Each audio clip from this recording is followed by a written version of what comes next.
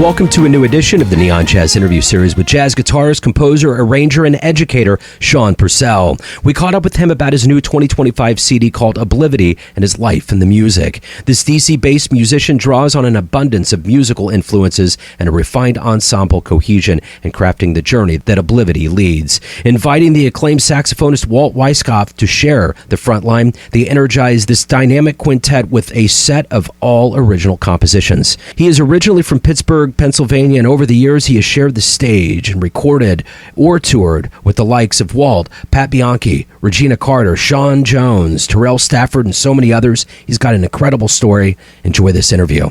Well, man, I am so happy to meet you and to get into Oblivity and your This is amazing. Yeah, thank you. Yeah, absolutely. I've played it on the show. I love the album. So before we get into the music and before we get into kind of your career in jazz, I want to know this. 5 years ago, this pandemic totally rocked our foundations, created so much woe in the music community. How did you ultimately survive that era, and how has it influenced your creativity and the way that you do things today? So that's a great question. I'm probably maybe a little bit different. Like I've been going through your podcast and listening to it for a while. And so I just retired last year from the Navy Commodores, which is the Navy's jazz band in Washington, D.C. So we were super fortunate because during that time, a lot of musicians lost all of their work. Everything was shutting down, no gigs.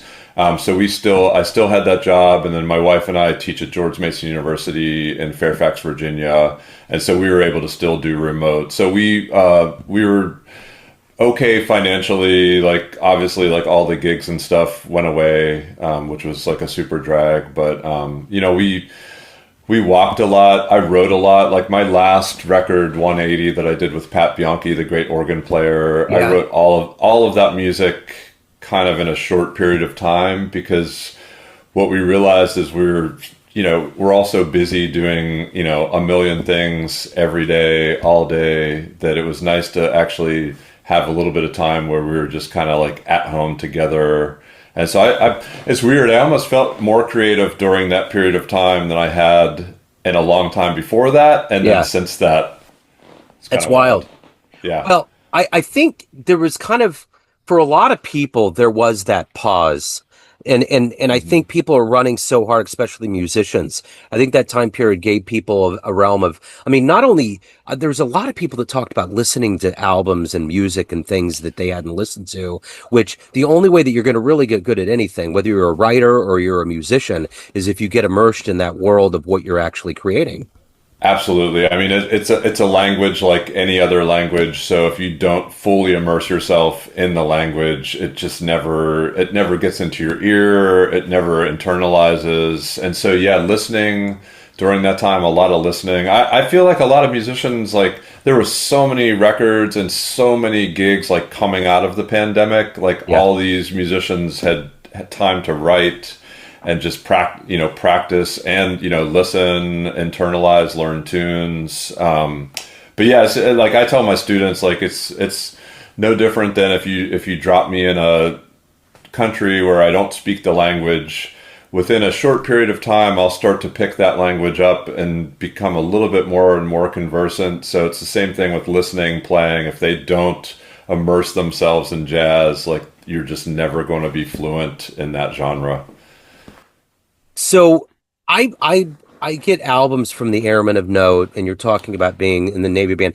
Like, I would imagine the regularity in that world, how much is it different from the regular civilian outfits, and how much did you learn in that world?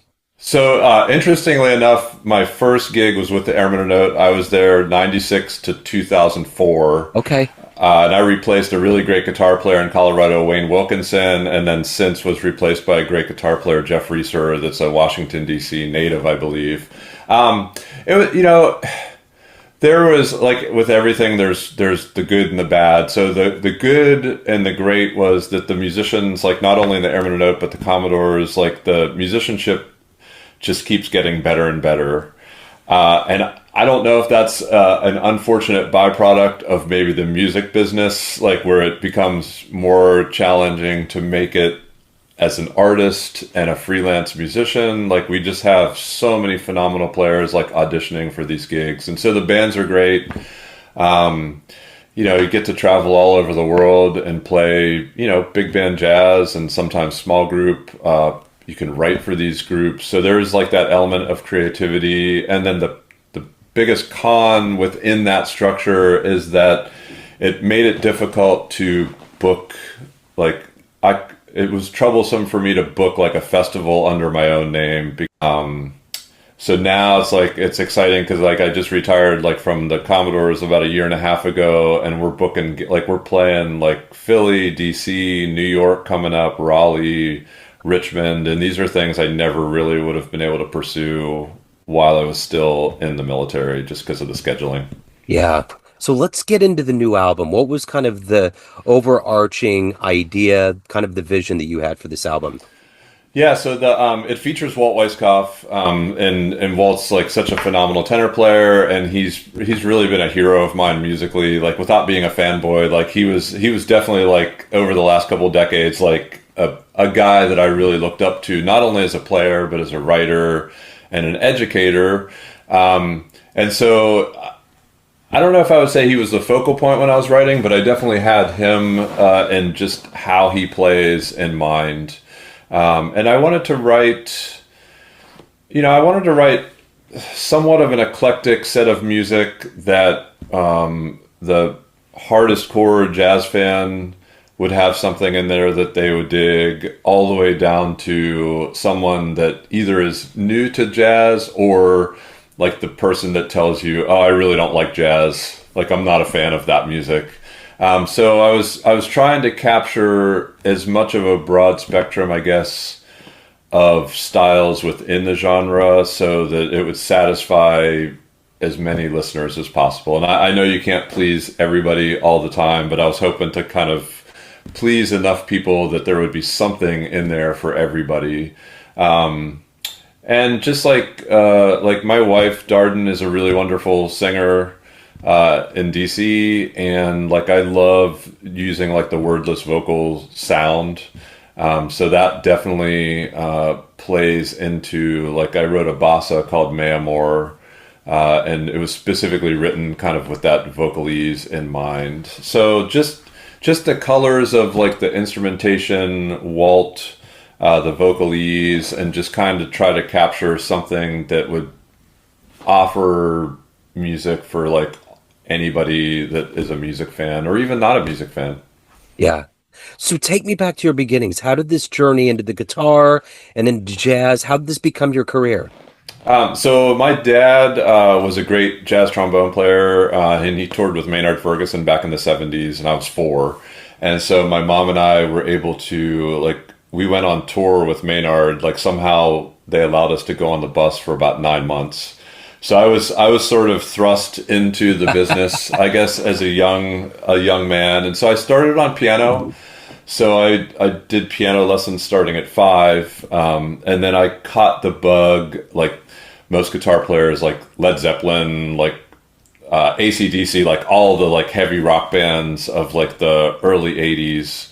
And I got really into guitar at 12, and my parents said, okay, we'll buy you a guitar and you can start to play the guitar, but you have to continue playing the piano, which I was not super thrilled about at that age. I was 12, but happy that I still did that. So piano, guitar, definitely a rock head, through high school, but still playing gigs with my dad and starting to listen to jazz in high school, but not really loving it. I remember getting a Charlie Parker record and a Coltrane record, Blue Train, I think. And the first time I heard it, I think I was 14 or 15. And I just thought, I don't know if I really love this.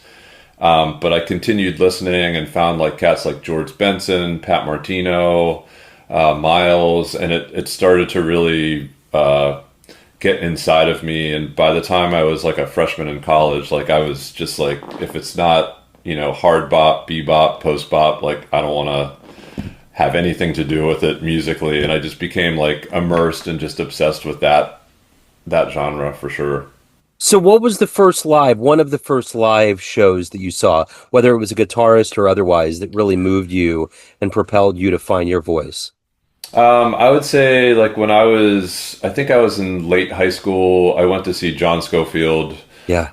And it was his band with Joe Lovano, Dennis Chambers, and Gary Granger.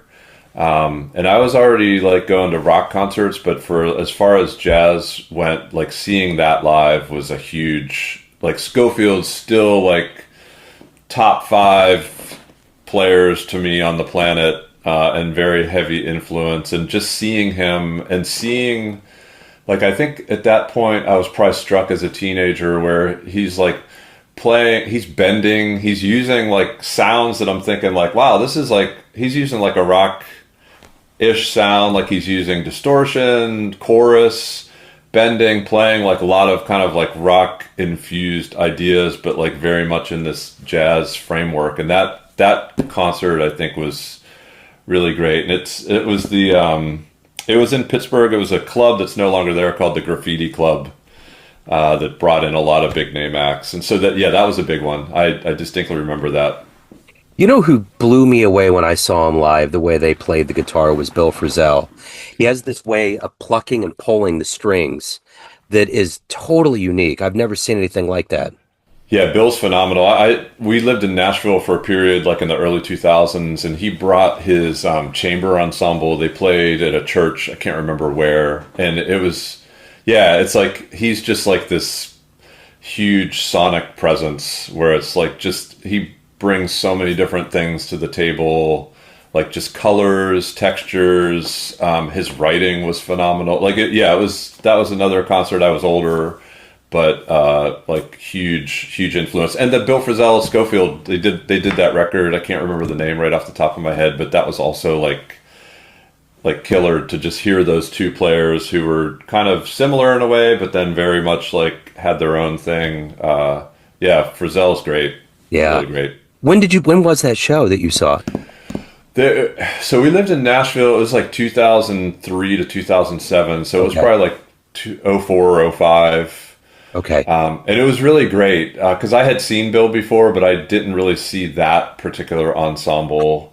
Yeah, and I was just blown away because it was very much like chamber music, but improvisatory. And Bill, yeah, he's such a chameleon to me, where he just fits, like he kind of embodies everything that the instrument can do, I think. Yeah, for sure. So let me ask you this. What do you like the best about this life of being a professional musician? What gets you up every day? What motivates you to evolve and to continue growing in not only this instrument, but this community? Well, as a musician, just the journey. Like I still, like we have some shows coming up and I'm like kind of trying to memorize all the music for the record and just working on new ideas, having students hit me to new players, checking them out, finding new concepts to work on. So just kind of like the search for new materials while still trying to hone the materials that I've been working on for the past several decades. And it's the same thing with the community. Like all the players that we play with, they just have such a high level of professionalism and aspirations where they're just always pushing to be the best that they can be on any given day and any given gig.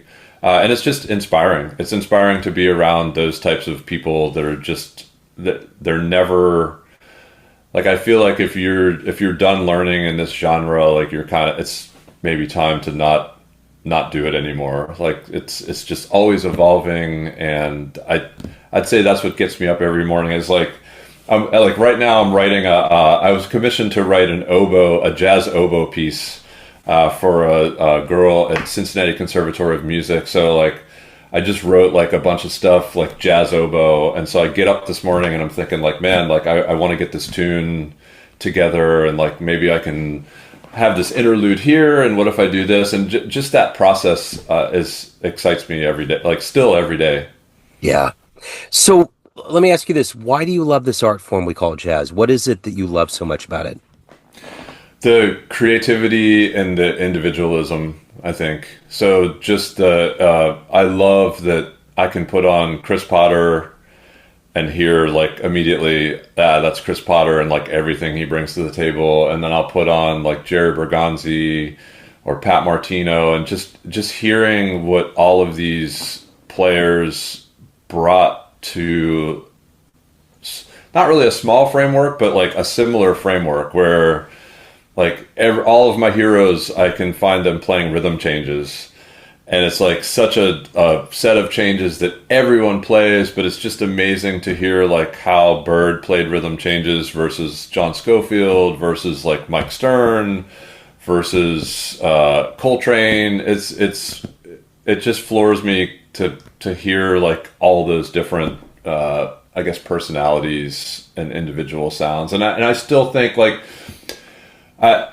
you kind of hear like that a lot of folks will say like maybe that the Masters had a very distinct sound, but now they feel like everybody kind of sounds the same, I guess, or it's becoming more and more difficult to pick out like who is who. But I still think like every person I hear has something unique to offer, whether it's some kind of concept, their tone, like Walt, like playing with Walt in the studio, like he has such a distinctive sound, and it was just kind of crazy cool to hear that sound in person in a room and in headphones. So like that kind of stuff just really excites me, like all the different variety within that framework.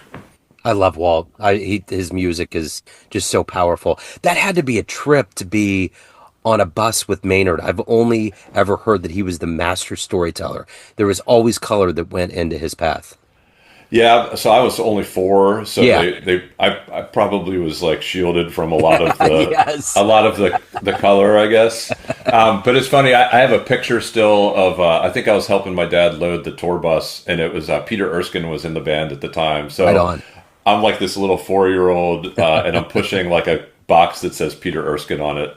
So I don't really remember too much about it. I'm sure I'm sure I witnessed things that no 4-year-old should ever witness. But it was great because we like went to the concerts, and I have some like vague memories or some snapshots of like hearing that, and I don't remember what it was, but yeah, I'm sure it filtered in there somewhere. Somewhere in your subconscious ocean of thought, it's like bobbing around there. That's for Absolutely. sure. Absolutely. And I love that, like the 70s, like that kind of big band genre, like kind of like all the heavy rock and funk, like that stuff's really cool to me.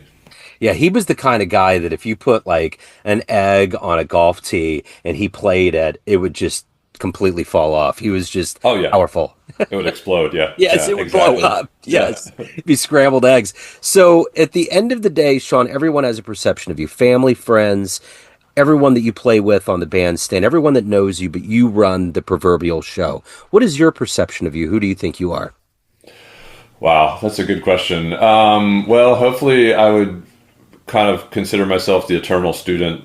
I would tell my students like I definitely have like a real strong connection or affinity for the tradition.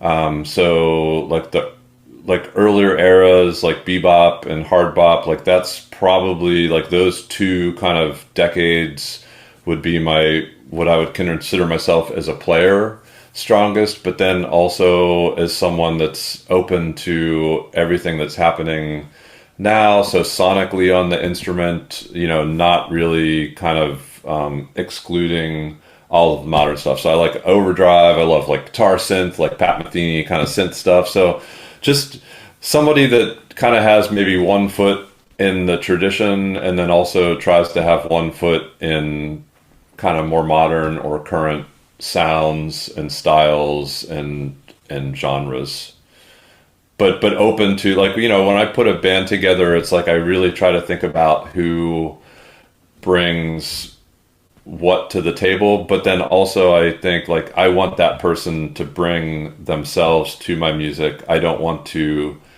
kind of force my music, force them to kind of play my music the way I want them to. Like I try to write something, and then whoever I have in the band, I know that they're going to bring something that I never could have even conceived in my head, like to that music. So hopefully I guess that's what I would want people to think of me as. But like the eternal student, like there's always something to learn, and I'm always excited to write like another tune or like work on another concept or check out another record, like I'm always kind of like ears open for sure. So if anyone wants to pick up a copy of Oblivity, if they want to catch you live, any of your previous works, any of the good business, where do they go? Yeah, so to actually buy a physical CD, if people still do that, they can go to originarts.com. That's the Origin Records label. They can go to my website, ShawnPurcell.com. I think so. Tomorrow, the entire record will be released on all the streaming platforms, so like Spotify, Apple, Amazon, all of those places. So that would be where to go to hear the record or to purchase the record. Okay, excellent. This has been so good, Shawn. Thank you so much, man. Great to meet you. Best of luck with everything.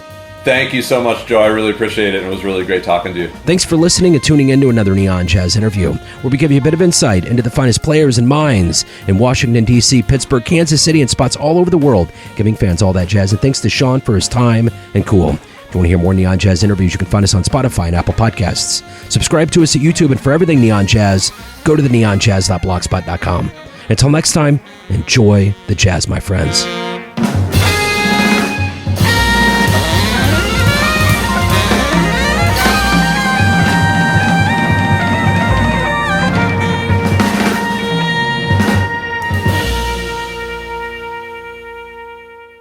Hey Jazz fans, Joe Domino of Neon Jazz here. Proud to let you know about the triumphant return of the Kansas City Blues and Jazz Festival to Legends Field at the home of the KC Monarchs with a stellar lineup. Grammy-winning Stanley Clarke, Carl Denson's Tiny Universe, jazz master Bill Frisell, and KC luminaries Jackie Myers and Brody Buster. Tickets and more for this electrifying two-day event is found at monarchsbaseball.com, then click on special events. This October 3rd and 4th, join us as we bring magic and music back to Kansas City.